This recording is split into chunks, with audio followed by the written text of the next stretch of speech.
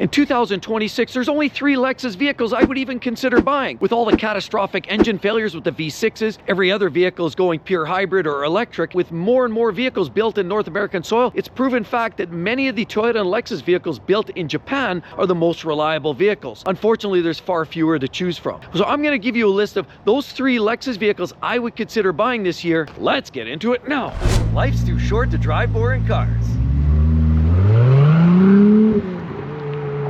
The reworked and revamped Lexus IS 350. Now there's a variety of different drivetrains and the outgoing model has been discontinued, but new for 2026, Lexus came up with a brand new version of the IS 350. You can get a rear-wheel drive version that gives you an 8-speed automatic transmission, or you can get an all-wheel drive version, gets you 6-speed automatic transmission, but on top of it, you get that wonderful 3.5-liter V6 engine that produces 311 horsepower and just about as many in torque numbers. They're absolutely wonderful vehicles. They have a whole host of enhancements and updates, and they do have the gorgeous front end. And the IS have always been full of sporting touches, like accents like that. Beautiful gunmetal wheels. Of course, LC500 mirrors is a part of the older generation, little wings, and all kinds of LED taillights. And the IS is one of those models that I've always loved, not just because of personal standpoint, but also because they are built in Japan. They're known to be one of the most reliable models, and many people simply overlook them. Why? Because they don't have the big flashy twin turbo V6 that puts out 500 horse. Rather, they put out just over 300 horsepower, but they're reliable. They sound wonderful when you wind them out, and they'll last hundreds of thousands of miles because that beautiful engine that they put under the hood, that V6, 3.5 liters, there's not many like that anymore on the market. Most manufacturers are going turbocharged. Even Lexus themselves are swapping out most of their vehicles with turbocharged engines, hybrids, and now even some of the electric vehicles. Of course, you do get the dual fuel system, port and direct fuel injection. The direct fuel injection gives you that precise fueling for better performance, economy, and efficiency, but it toggles over. You also get the port fuel injection as well, which means that you get that washing of the intake valves. You don't have the carbon fouling and buildup that you're finding in many European models. And the Lexus IS has always been one of those models that just fits nicely against the BMW 3 Series, the Audi A4s, A5s, and it's just a perfect size. You have room for 2 in the front, you have room for 3 in the back, you have a decent sized trunk space in here, and with either all-wheel drive or rear-wheel drive, it's a very sporting driving experience all the way around. But the beauty is you can put hundreds of thousands of miles and not sweat it, not worry about it, not even think twice. But the latest generation is finally re-enhanced. There was lots of debate, lots of discussion about how big and how bold that they would go with that car, but they finally came out and it looks to be a wonderful car that, again, built in Japan, has one of their tried and true engines, and sadly, even in the Lexus Forte, they are giving away those drivetrains. You're not seeing that type of engine anymore, and a torque converter automatic transmission means even that CVT is not something to talk about in these cars. The IS 350 for 2026 is definitely one you need to look at, and probably one of the only 3 Lexus vehicles I would even consider buying. Here's a model I would buy if we were talking about used, but we're not. If it's 2026, you want to buy brand new.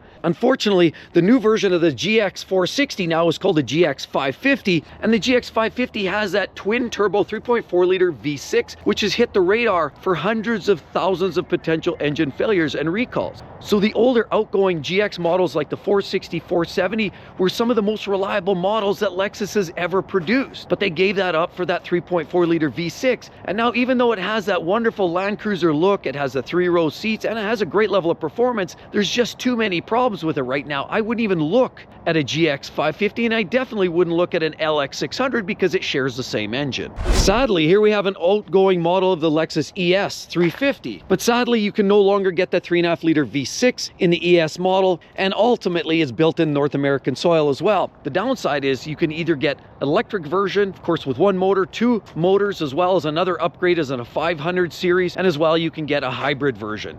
So they're going to be a reliable car, there's no doubt about it, but they've given up the one thing that absolutely mattered most in the ES, and that was the 3.5 liter V6. It's gone. And that's why this car doesn't make my radar either. Here's the next one that I would buy, right here, built in Japan, and certainly one of the most reliable models. It's also a nice size, so you can park it in most garages, and it's fun and fresh. Here we have a beautiful NX. I love the style of these.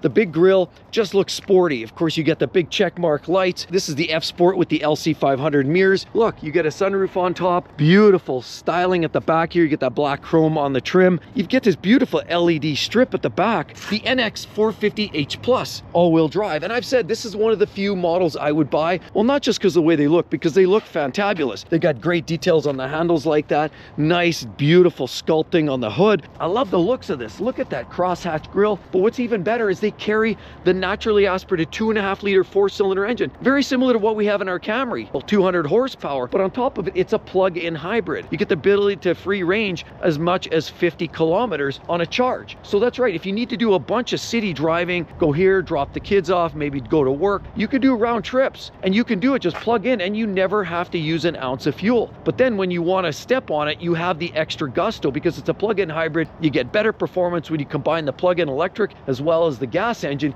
It's an absolute performance machine. It's fun, it's quick, it's peppy, and it's practical. And guess what? The 2.5-liter 4-banger that's under the hood is one of the most reliable Toyota engines and Lexus engines that they've had around for years. It's a similar setup as what you're finding in the ES. Some of them apparently allegedly were built in Cambridge, Ontario. Many of them built in Japan. It's a reliable, stout workhorse. That 2.5-liter is definitely a drivetrain I would own. ECPP system as well, very durable. And that plug-in hybrid just means there's a practicality that's virtually unmatched with economy, performance, and the Lexus reliability. This is truly one of my ultimate favorites, the 450h Plus. Here's another Lexus I would buy without any question. What we have here is the LC500. Unfortunately, in about a year or so, it's being discontinued. There's going to be a series of different specialist models here in 2026, but it's an absolute glorious workhorse that produces 472 horsepower under the hood, is naturally aspirated, 5 liters displacement, super reliable, and the engine used to be in the IS500, is also gone away for the IS for this year. It's unfortunate because this is an absolute glorious car. Now it's a 2-door coupe. You can get it in coupe. You can also get it in convertible. And we can even get a nice look here in the suspension components. Look, the parts are well made. Nice control arms. Look at the brakes are oversized. Big calipers on the back. On the front, it's absolutely huge. Look at the size of the discs on there.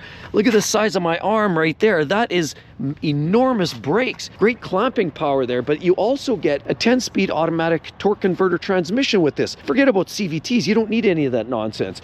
But you do get this beautiful little tail finish here, an actual set of tailpipes with an exhaust pipe in there that actually does something. The LC500, again, is such a beautiful car. Many of the German manufacturers used to create cars that would trump these, but not anymore. These are actually built very well. And look at the headlights. Look at the detailing in there. Look at that gorgeous finish. Nice detailing here. And of course, they're true to the brand with that front big mouth, but not extremely. It's not an obnoxiously oversized front grille, but it does show the family resemblance in this car. It does look like an absolute beautiful car when it's out on the road. It sounds magnificent.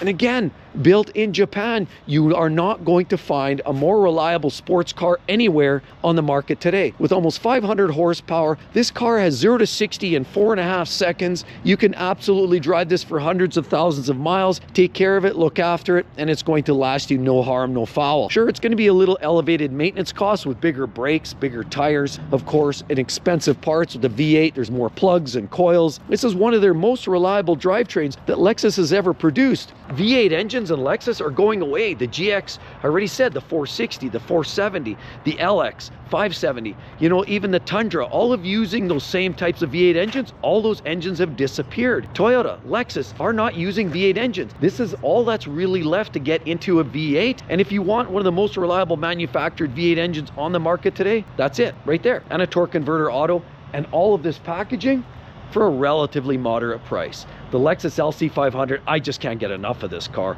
You need to take a look. They're only going to be around for another year or so. And with all of that said, everybody, right there, if you're looking for the only Toyotas, maybe you want to step it down, right there, the only 3 Toyotas I would consider buying. Hope to see each and every one of you real soon, everybody. We'll catch you then. Bye-bye.